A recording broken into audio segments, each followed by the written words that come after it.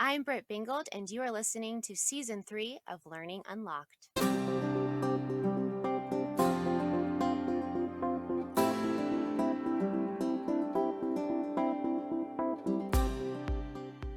Educators are the key holders to unlocking learning for students. Today, as always, my goal is to provide you with resources and tools, the keys, to enable and accelerate learning for all students. Thanks for joining me today. Let's get started.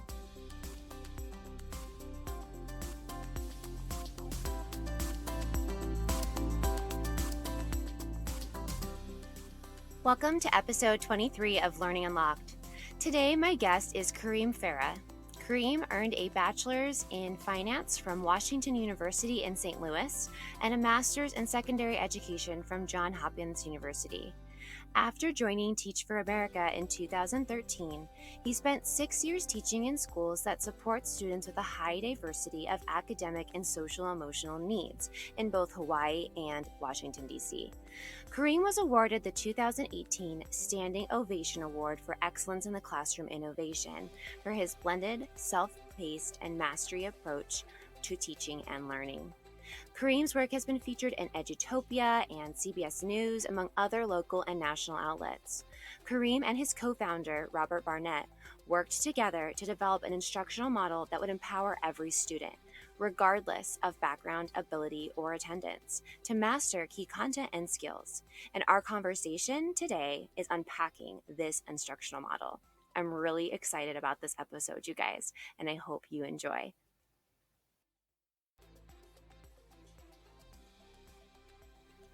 Hi, Kareem. How are you today? I'm good. How are you, Brit? I'm doing well. I am super excited to be on summer break, but I am recording this in my closet, so I'm away from my children and their noise, and also it's good acoustics. That's awesome. I love the commitment.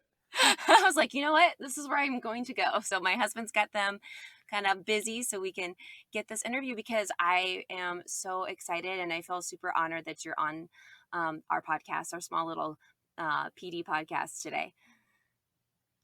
It's a privilege to be here, and I'm super, super excited to share a little bit more about our work.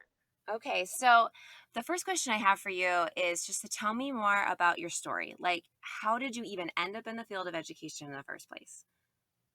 Yeah, it's an interesting question. I think I had a little bit of an unorthodox journey into the classroom. I thought I was actually going to be in finance. I got my undergraduate degree in finance, but also studied education as a minor, and actually interned after my junior year of college in an investment bank, and just really hated it, to be frank. Was uninspired by the work and was ready Yep. to move on. And was simultaneously actually working with students where I went to school, which was Washington University in St. Louis.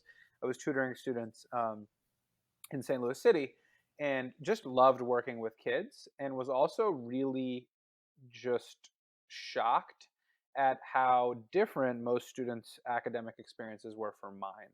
I had sort of the privilege of getting to go to some really great schools growing up, and knew that students didn't actually have the same opportunity I was afforded. And my parents didn't even have the same opportunity I was afforded because they were both immigrants who came from Egypt and Lebanon. So I really became committed at that point to trying to figure out a way to be able to empower other kids to have a similar opportunity, particularly from the educational perspective as I did. So I decided to pivot in my career and become an educator. I actually spent my first 3 years teaching in the state of Hawaii, where I taught high school math in a really awesome community called Waianae on Oahu, and then went to DC Public Schools, where I spent a number of years teaching there until I left to run the Modern Classrooms Project full time. That's awesome. That's a great story. Actually, I taught for 13 years high school English, and all of a sudden got a crazy autoimmune disease, and probably from stress, and I couldn't teach anymore. My immune suppressors made me too sick to teach, and so I kind of went through this crazy journey where I ended up working in finance from home, and I was like, this is killing my soul, like slowly. Like I miss being in front of kids and I miss teaching. And so I luckily just happened to end up with professional growth and development back in my district, and I'm loving it because now I get to train teachers and I feel like I get to reach a lot of other kiddos. So that's kind of funny how we both saw the finance world and went, nope. Um, Agreed. That's fascinating. we were both like, this is not filling me. This is not filling my cup. Definitely not. So, all right. So, yes, you mentioned the Modern Classrooms Project, and you're the co founder of this project. And I got sucked into it when I was listening to you talk about screencasting during remote learning on Cult of Pedagogy with Jennifer Gonzalez. And I was like, holy cow, my screencasts have been way too long and I am doing them completely incorrectly. And then I went down the Modern Classroom Projects, I guess, rabbit hole. And I just was like, this needs to be everywhere. This needs to be what our kids are doing because this is how our kids are learning now, not just in the pandemic, but I think also in the classroom.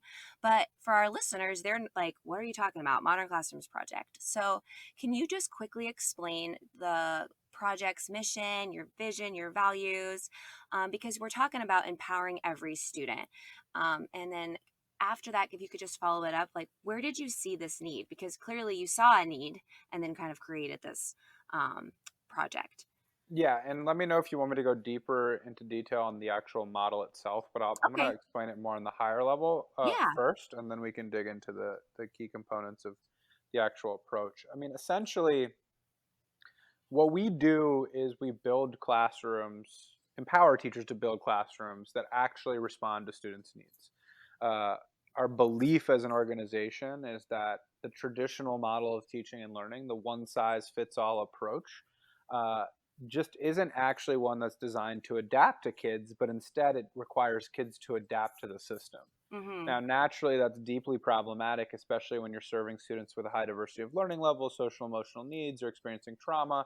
Right, they're coming to classrooms with every ounce of effort that they can, and oftentimes are facing incredibly extenuating circumstances.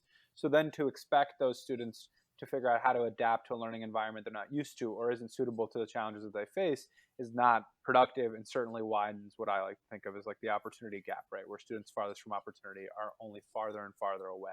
I summarize it and kind of think about it with any student who's experiencing chronic absenteeism, Right. especially a student who's experiencing chronic absenteeism for reasons out of their control. You know, Mm-hmm. they're already facing these unique challenges each and every day. Then they come to class when they can, and they're already working from behind. They miss the live delivery of information that everyone's relying on, and they just don't feel like they have an on ramp to success. Right. So the reason we built this approach is we wanted to come up with a way that teachers could effectively serve a high diversity of learning levels and social emotional needs and build classrooms that actually respond to their needs. Now, this was developed because I taught in a large, big city public school where the diversity of learning levels in my classroom was honestly shocking, in that I was serving students that were, you know, 3, 4 grade levels ahead in math and students who were 5, 6, 7 grade levels behind. I also were serving students that were experiencing an incredible amount of chronic absenteeism. In my first period, when the bell rang, on a good day, 50% of students were actually in the classroom. So delivering sort of a live lecture at the beginning of class through a traditional format almost felt like comically ineffective. Yeah. Um, so ultimately, you know, I, like many educators, were going home every single day thinking something's wrong, like fundamentally wrong with the way that I'm teaching my students. And every additional minute I put into the planning process isn't actually translating to any real impact on the back end.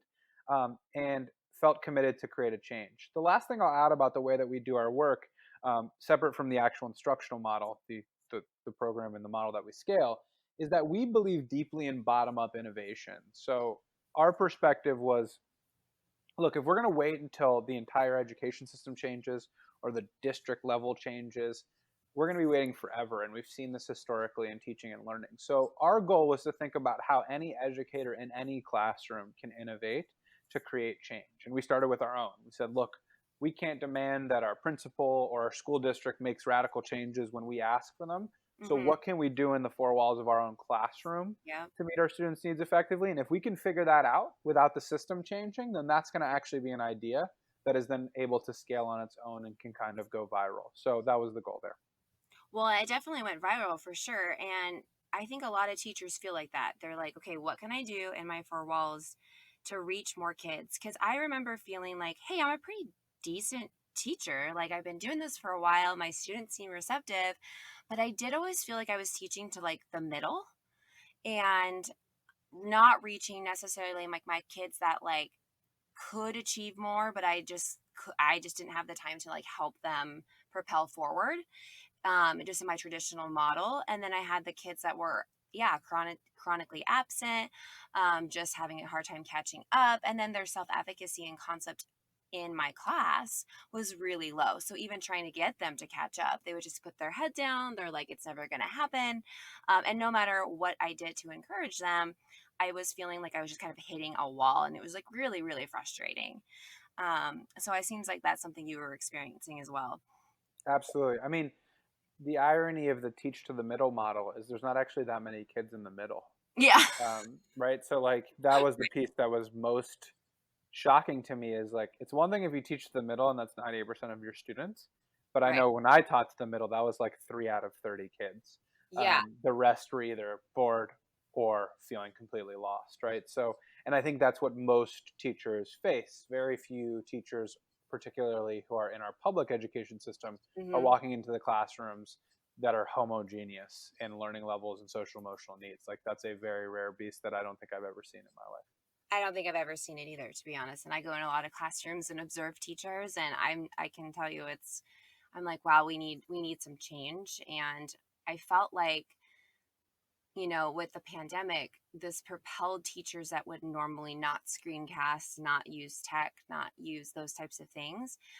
They were forced to in this way, but they also grew a ton and are now more confident with it. And so I felt like this model was something not so out of reach now, like not so scary, to do some recordings. So let's get into the model. What's your approach that you have for the modern classroom projects when you talk about classroom instruction? What's that model you're going to dig deeper into?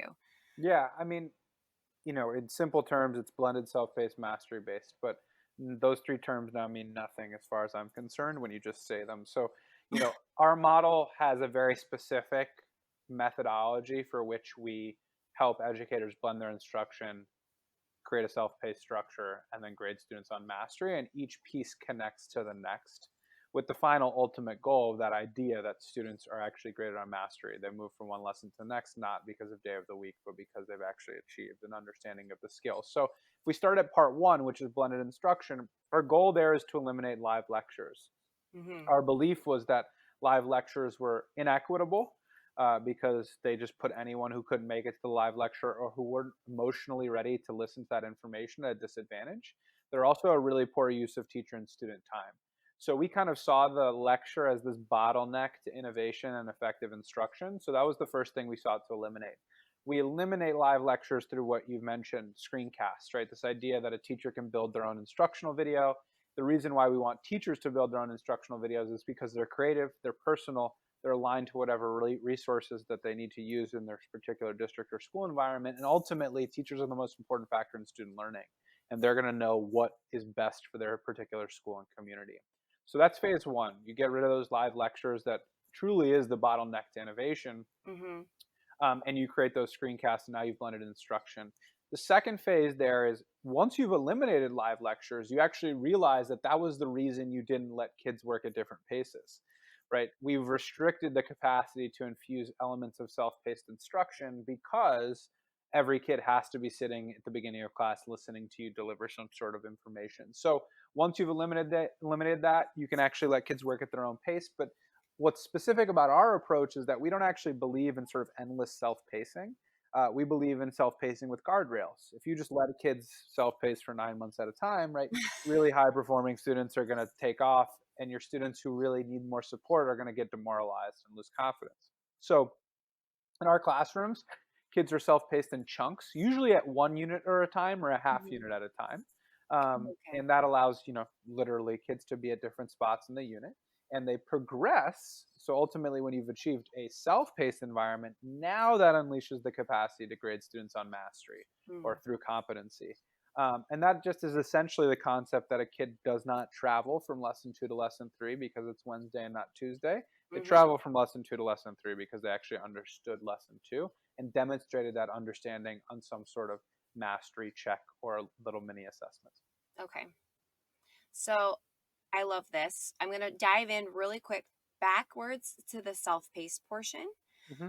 approach a little bit. I think our teachers can do the instructional videos and they can do them well. I really do love what you say about making sure that they're not super long, that you give them opportunities to pause, or you use things like Edpuzzle to have them answer questions as they're going through. And I love that because in our district, we really talk about chunking direct instruction into short bursts and then doing an active learning experience or something afterwards to get the kids doing something.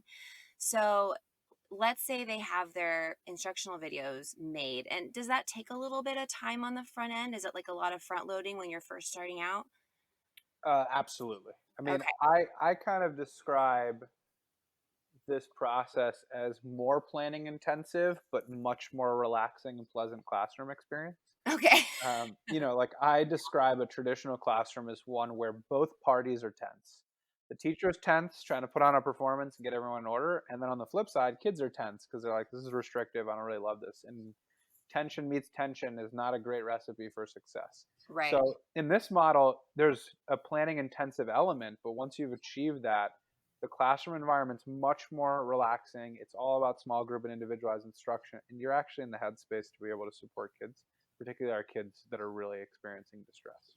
Okay. And yeah. So as they're doing their self-paced portion, they do these checks. So this could be like a Google form check or like an exit ticket to you, that type of thing where they're having demonstrating their mastery.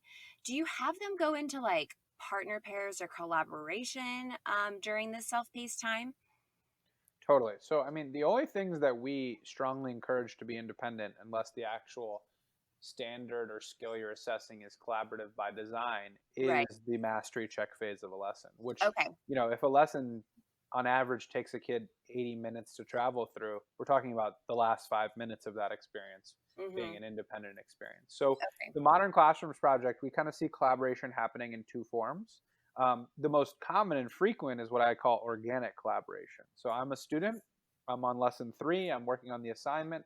I might be working with a friend of mine or another student because they are also on lesson 3, Okay. or I might be seeking out a peer who's already mastered lesson 3 and is now on lesson 4 and 5 because I can lean on that kid to support me. And that's organic collaboration. It's the type of collaboration we see in the workplace, Right. the type of collaboration we see in anywhere, frankly, is that we lean on our peers when we need help. And particularly, we seek out peers that we know have greater levels of experience than we do. And I Yeah. always tell folks in a traditional format, I always got exhausted by saying, hey, Jessica, go work with Tommy. Yeah. The two students being like, why? No, I don't feel like it. You can't Yep. really provide that answer in a modern classroom because Mm-hmm. if I tell Jessica to go work with Tommy, that's because Tommy mastered the lesson Jessica needs help with. And we have Gotcha. actual evidence of that. And Right. it totally kind of gives data driven rationale behind why students should be collaborating. Okay, I love that. So there are places for them in this process to work together, to collaborate, and kind of make it a little bit more of a flexible classroom. What I love the most is now, as the teacher, I'm kind of like free, right? Because I can like go talk to kids who need help, maybe pull some small groups in during this time because I've essentially cloned myself, right? That's right. I mean, the primary goal of the Modern Classrooms Project is to ensure that the vast majority, when I say vast, I mean like 99% of teacher time is spent working in small groups and individually. Well, and that's exactly what I felt like I was missing was here I am delivering information and then I'm like, okay, now go work. And it's not like I would go sit down at my desk, but I wasn't feeling like even though I was facilitating or trying to get them to do something, I wasn't necessarily having a whole lot of one-on-one time or small group time with those kids that really did need me, on either side of the spectrum. Like, I wanted to be able to extend some learning for some kids, and then also kind of like grab those kids that were behind and make sure that they felt good about where they were at. And I know in your approach, there's a must do, a should do, and an aim to do, or an aspire to do. Am I correct? Mm-hmm. And so the must do and the should do's, is it kind of like, is the should do the more flexible one, where it's like if a kid isn't necessarily like they've done like a couple, but they just can't get over like a certain hump? Is that like teacher discretion where you can say, hey, I know you've been working really hard. Why don't we just move on to XYZ so that way we can progress? Like, how do you address that so that they don't get behind in that self-paced little mini unit that everybody's doing? Yeah, so I mean, essentially, the lesson classifications are to do just that. So the Okay. must do, should do, and aspire to do approach is taking the understanding that, look, if I give 3 weeks to tackle 10 lessons to all my students, some kids inevitably aren't going to be able to master all 10. If every Right. kid could master all 10, then every kid was learning at the same pace and was inevitably at the same level. Okay. So the must do lessons are the lessons that the teacher has identified as non negotiable. You have to master these lessons to be able to get on to the next unit. Okay. That might be 5 out of 10 lessons. That might be 6 out of 10 lessons. That might be 4 out of 10 lessons. The Okay. should do lessons would be your traditional on grade level standards. So, if I opened up a textbook or I looked at the state standards, these are the lessons that technically every kid should master. So the bulk of the kids should master all the should do's. A portion of the kids will only master the must do's.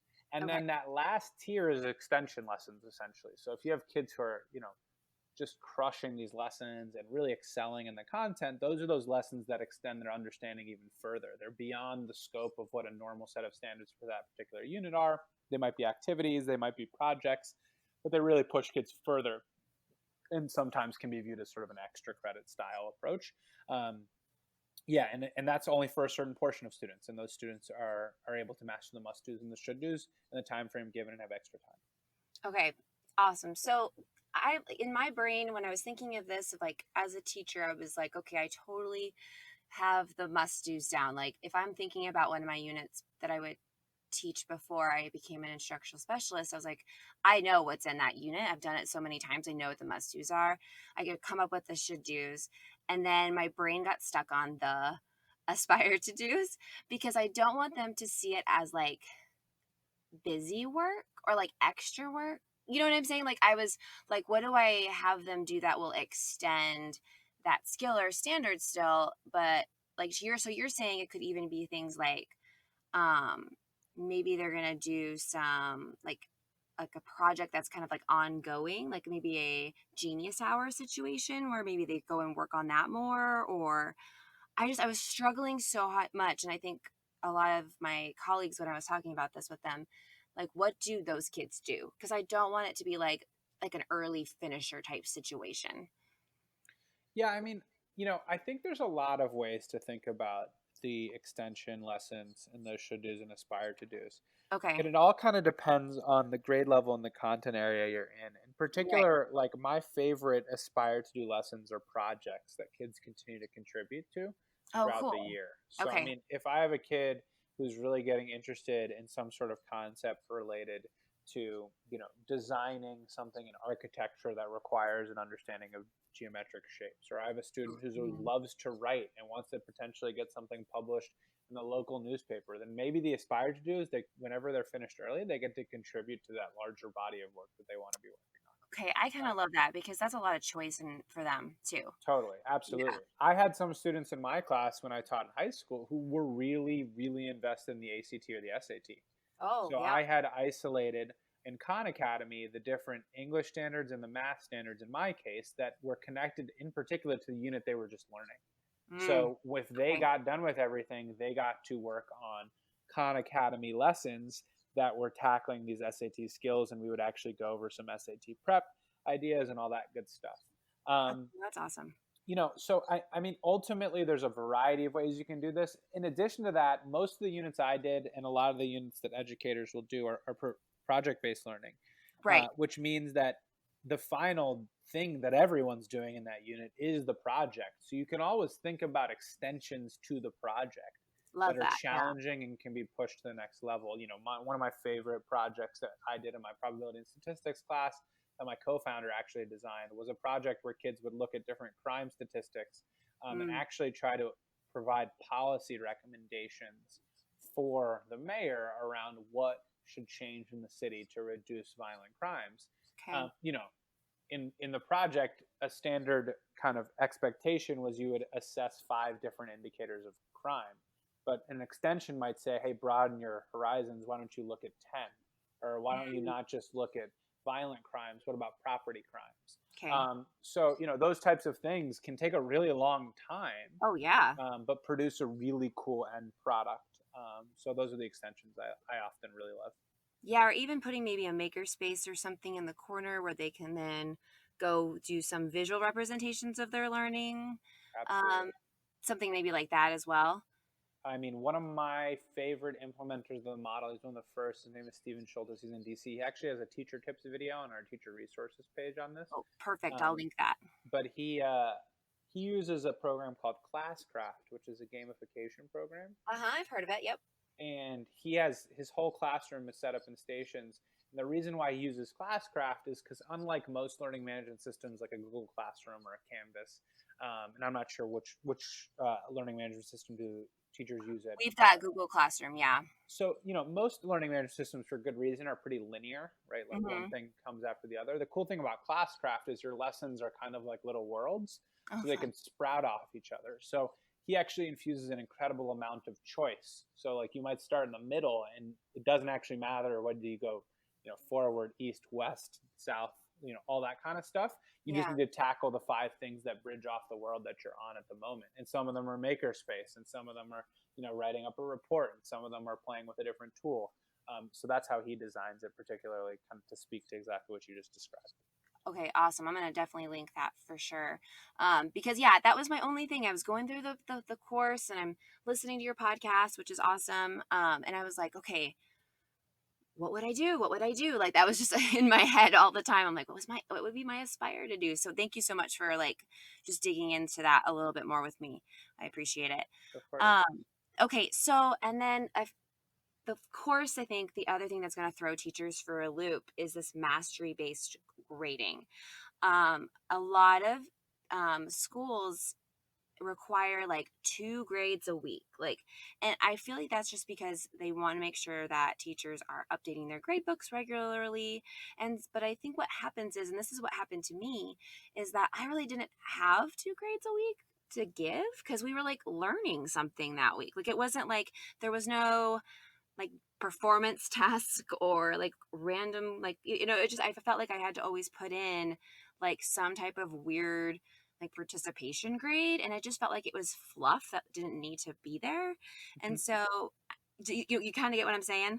Totally.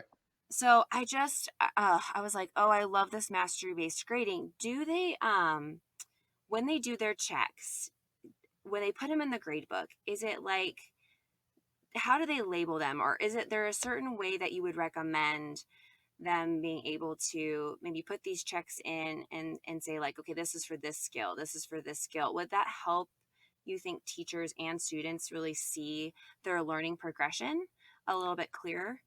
Yeah, I mean, there's an endless number of ways to do this, and I talk about it briefly in the 3-part piece that I did with Cult of Pedagogy. The third one digs pretty deep into the mastery-based grading side. That's the most in-depth piece I've ever written about mastery-based grading. But what essentially, the first thing I'll say is folks have overcomplicated the concept of mastery-based grading or competency-based grading. Okay, Like, it's probably me.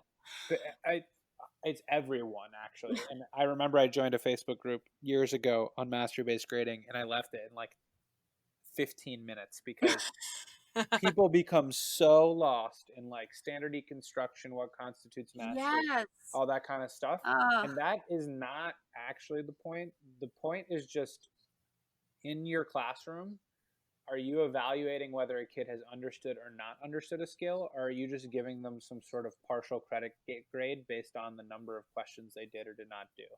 Right. And that's the key distinguishing factor. In other words, Are you deciding whether or not a kid is ready for the next skill because they've understood the previous one? Or are you just telling them they should go to it because they did some sort of activity and completed the task?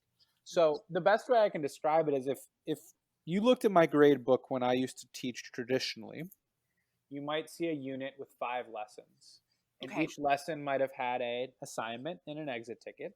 And you would have seen these crazy grades for kids. So one assignment, they have a 7 out of 10, and in the exit ticket, they have a 3 out of 5. And then the next one, they have a 2 out of 10 and a 4 out of 5. And the next one, they have a 10 out of 10 and a 5 out of 5. And then it spits out like an average, obviously, which is some grade that means nothing to anyone.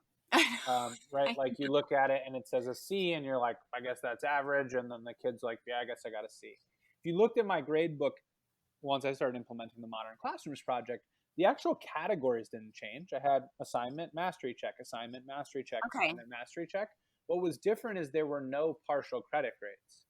Nice. So if a kid had grades for lessons 1, 2, 3, and 4, they were either a 90% or 100%. Every single one of those. And if they didn't tackle a lesson that they should have tackled, it was a 0. So if a student had mastered 4 out of 5 lessons in my classroom, they would have gotten an 80%. Because they got full credit for everything they mastered, and they got no credit for the things that they did not master. So it really changes your perspective on skill mastery from being this sort of like, yeah, I guess I'll give them some credit because they tried some things, to this kid either understood the skill, and if they did, they have 100%, or they did not, and they have no credit for it. And in my opinion, it actually makes the gradebook much easier to manage. It also makes the gradebook much easier to deliver to parents. When a student asks, why does my kid have a D in the class? Well, he's mastered 6 out of 10 skills. There's 4 other ones they can still master. Here are the videos, here are the assignments, here are the mastery checks, have them get going. And then finally, from like upkeeping your gradebook, I mean, ultimately, this depends on school, community, and district and all that kind of stuff. But I have never in a modern classroom, nor have I ever heard a modern classroom educator say that they had trouble meeting the grade requirements, meaning you actually are doing a little bit more grading, but it's purposeful grading, and it's very fast in a modern classroom. Okay. Yeah, because you're chunking skills at a time instead of trying to grade a huge band of skills all in one assignment, right? Exactly. Okay.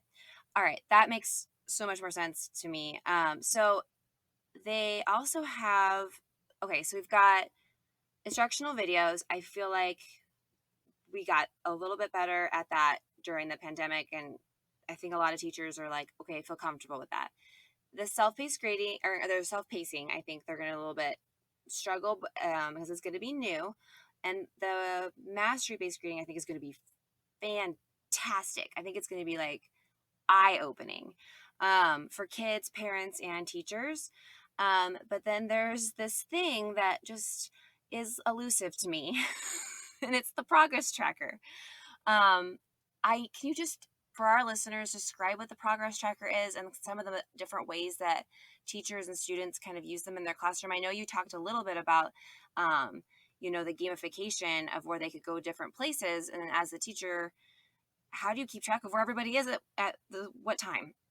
Yeah. So, I mean, essentially, in simple terms, every kid needs to walk into their classroom in a modern classroom and know exactly where they are in the scope of the unit. And when I say know where they are, I mean they need to know what lesson they're working on. They also need to know whether they're ahead, behind, or on pace. Okay. And the same applies for you as the educator. You need to have a firm understanding of exactly where each kid is at. Right. The method to do that is using a progress tracker. Now, these progress trackers can come in 2 forms.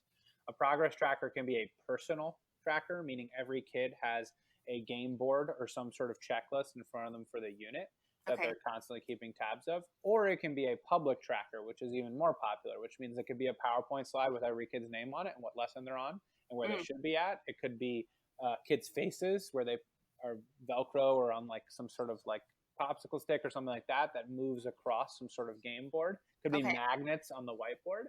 Oh, I like that. Yeah. As students start, they're all in lesson 1. Then every time a student masters a skill, they move up on the progress tracker. If it's a PowerPoint slide displayed, I would change their name from being on lesson 1 to lesson 2. If it's a game board that they have in front of them, I might sign the square that said lesson 1. So they've mastered lesson 1, they're now on lesson 2. If their name is on a football helmet on a piece of Velcro, they're going to move their face up or their name to the next lesson. So all it's doing is creating a formal structure around progress. It also encourages the collaboration piece, because if I'm on lesson 2 and I'm stuck and I need help, well, I'm going to go look at the whiteboard and see who's on lesson 3. I might go see other students' game boards and say, hey, I noticed you mastered lesson 2. Can you help me? So that's the key with the progress trackers. They're super, super useful. They're frankly critical. All the research on self-pacing says there has to be a consistent methodology for tracking progress if you actually want it to be a controlled chaos environment and not just complete chaos. Yeah, and I love controlled chaos because I was all about that as a teacher. And I was just thinking to myself, okay, I used to track their progress, but I was like, it was just like kind of me and a clipboard. And the kids had absolutely no idea where they stood. So what I really like about this is that the kids know where they are, but then also other kids can also, if they make it public, can go seek out help and get help from other kids. So that helps. And so there's different examples of this on your website, right? Of how teachers could move through the different progress trackers and figure out which one works for them and their kids. Say again? Do you have like examples of the progress trackers on the website? Oh, absolutely. Yeah. So, I mean, on the free course, learn.modernclassrooms.org, I mean, there is like an endless number of them, and you can click and make a copy. Oh, awesome. And these come in different forms, right? Some folks are a little panicked or freaked out about having a public tracker, so they'll go with the personal ones like the game boards.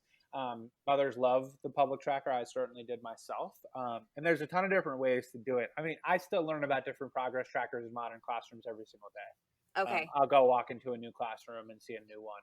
And I'll think it's awesome. I saw one the other day that was super cool. That was like colored construction paper with kids' faces drawn out in a different way, and the kids would come running to the construction paper and move their names. So there's really a ton of creative ways to do it, but we have a ton of options as well just to create structure for folks.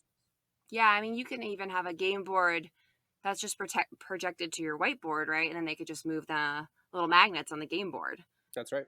Right? Something just simple as that. Of course. Okay. All right. That's awesome. That's perfect. Okay. All right. Thank you so much for just kind of giving us this quick, brief overview of the Modern Classrooms project, because I really do believe that this is like going to be critical moving forward. And it really is going to break apart that traditional kids in rows, sit and listen, the sage on the stage approach where they just get delivered this information and they're expected to just absorb it somehow and then regurgitate it on some type of exam later on. And I love that you talked about a lot of progress or project-based inquiry assignments and maker spaces, because like those are all the things I think that are really high on in John Hattie's research as well. That we've been kind of really focusing on as a district is this idea of like classroom cohesion and blended learning and all of those things that just seem kind of unattainable. That I think this makes those things a little bit more in reach for our teachers. Of course. Okay. I have some rapid fire questions for you if you don't mind me asking them. Are you ready? I'm ready. Okay. So you're going to fill in the blank. Education is the most powerful way to empower kids to achieve their full potential. Oh, I love that. Yep. Okay, awesome. All right. The number 2, what or who inspires you? What or who inspires me? Teachers. I try to schedule a call with a teacher I've never met every single week. That's awesome. Because teachers are the most creative people that I've ever been around, and they're the most committed people to creating true impact every single day. So teachers inspire me. All right. Yep. Me too. I love talking to teachers because they are so creative. Like they just make it work no matter what. So they are inspiring. Okay. Number 3 is if you could pass on any wisdom to students. I know you're running the Modern Classroom Project now, but you taught students for a really long time. What would you share? I would share that the most important thing you can learn as a student is how to learn. And it can be frustrating as a student to learn skills that don't matter to you or feel sort of disconnected from the world around you or your passions. But what's most important is actually the capacity to learn a novel skill without an incredible amount of support. And I think the biggest mistake that we've made in our education system, and in turn we've conditioned students to think, is a lot of hand-holding and instant gratification. And kids oftentimes get really frustrated when their teachers won't just spell out a concept for them. So my biggest advice to students at any grade level or content area is push yourself to be a self-directed, self-aware learner. Because one day you are going to walk into a world where you don't actually have all that many supports around you, and your task is going to be to navigate that and teach yourself new things. And that's the most important skill you can learn in K-12 education and beyond. I agree. And I think for teachers, it's those probing questions, right? That you don't feed them the answer right away or handhold them, but just keep learning how to do those like boomerang back questions to the kids. Totally. Yeah, for sure. Okay. Number 4, what are your must-have smartphone apps? Like you cannot live without these on your phone. Whew. We're going to go with every single food delivery / pickup app. So we're talking DoorDash, Uber Eats, Caviar. In fact, Okay. as soon as this recording is done, because it's 7 p.m. almost on the East Coast, I know. pulling that open and I will be getting something to eat. Okay. Google Maps, obviously. At this point, I'm not even sure I understand how a map works. I just type it in and keep it moving. Yep. And the ESPN app, I'm a huge sports fan, particularly basketball, so I'm on there all day long. All right. See, that's what I needed to know. I'm a DoorDash girl for sure. So I love DoorDash too. Oh yeah, they're awesome. And I have a lot of former students that work there. So then part of me is like, I open the door and I'm like, oh, hi. That's awesome. So it's kind of fun. Yeah. Okay. Last one. What song do you know all the lyrics to by heart? What song do I know all the lyrics to by heart? I know it's my favorite song. I actually have a poster about it. It's called Love Yours by J. Cole. Okay. And I know every single word. And it's essentially a song about how the only life you should love is yours. And I think it's an inspiring one. It keeps me inspired every day. And it reminds me to just remember just how privileged I am to be able to do the things that I get to do every single day, and to make the best out of the experiences that I've had. So that's the one. All right. Well, I don't know that one, so I think I'm going to have to like Spotify that and add it to my playlist. You should. It's a fabulous song. Okay. I'm totally going to do that. All right, so I'm going to highly recommend to my listeners and teachers to take your free online course. I learned so much from it. Obviously, I had so many things I wanted to ask you that I reached out. I was like, I don't know. I'm just going to ask because, I never know. Maybe you'll come on and you did. And I so appreciate that because it just makes so much sense to me for what our students need now. So if listeners want to learn more and they want to take that course and they're just curious about Modern Classroom Project, where can they find you online or on social media? And how can that site really support them? Absolutely. I mean, our website is www.modernclassrooms.org. Okay. The free course is at learn.modernclassrooms.org. Mm-hmm. You just make an account and you're good to go. And you start learning. It's totally free. Super easy. It was awesome. Yeah, and our social media accounts for Modern Classrooms are at Modern Class Proj. So the word modern, the word class, and then PROJ. Okay. And that's on Instagram. That's on Twitter. We also have a Facebook page and then a Facebook group. The Facebook group has about 5,500 educators in it right now. So that's a really interesting group. We also have a podcast. So if you go to our website and you click on the teacher resources page, you'll see exemplar units, which are also in the free course, our podcasts, our webinars, and all that good stuff. The only social media I actually use all that often is Twitter. So you can follow me on Twitter at Kareem Farah 23 is where I am on Twitter. Awesome. Yeah, and I think that covers it. Those are the. I mean, that's where you should start. You'll know, as you said. Once you go down the rabbit hole, there's an endless number of resources we have at the organization. So there is. There will not stop. But that's where you should start. But I also love that once we get to the rabbit hole, we can get support from, you've got mentor teachers, right? Like some expert teachers that they can sign up for to get some support. And then you've got that awesome Facebook group that like I'm super addicted to because they are so nice. Like Yes.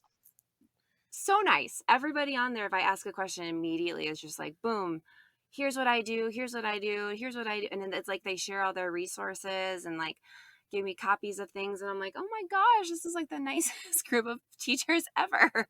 I agree. And I mean, it's just moderated by a couple of our mentors, but Yeah. ultimately it's a community of people who are behind the movement around our model and are helping each other. So it's one of my favorite places to pop into. Yeah, it's it's nice to be around educators who kind of think and speak the same language as you, even though you're in completely different parts of the country or the world, even. So that's Absolutely. been really cool to join. I would definitely highly recommend that. And I'm going to go ahead and link all that stuff in the show notes. So, all right, Kareem, thank you so much for talking to me. I hope that I can talk with you again soon. But I really hope that you enjoy your dinner from whichever app you chose to use tonight. I certainly will. And thank you so much for bringing me on, Brit. And to all the teachers listening, good luck. You all have the most important and most challenging job in the world. And hopefully, Mhm. our resources provide a blueprint for how you can use the things that you've learned over the course of the last 13 months or so to really create classrooms that are responsive to kids' needs moving forward. So, good luck, everyone. Yeah. And, I think your model also makes teachers a little bit happier because they get to spend time with their students. And I think that'll help sustain the profession. So thank you for creating this model. Of course. Thanks for having me. All right. Have a good night. Thanks for listening. I hope you've enjoyed this episode of Learning Unlocked and finding out more about the Modern Classrooms Project. Obviously, I'm super excited about it. If you have listened today as a GPS educator, you can receive PD recertification credit by visiting our Employee Hub page and then navigating to professional growth and then digital PD courses. And then just a reminder that we are on Facebook, Instagram, and Twitter at GPS Prof Growth. That's at GPS PROF GROWTH. For more information or the resources from this episode that we talked about being linked, please visit our website at learningunlocked.libsyn.com/website. We are distributed by Libsyn, and we are available on Apple Podcasts, Spotify Podcasts, iHeartRadio, and Audible. Episodes are also available on our YouTube channel under playlists. Our intro and outro music are licensed from Melody Loops. Thanks again, key holders. Keep unlocking that curiosity, creativity, innovation within yourself, but also within your students.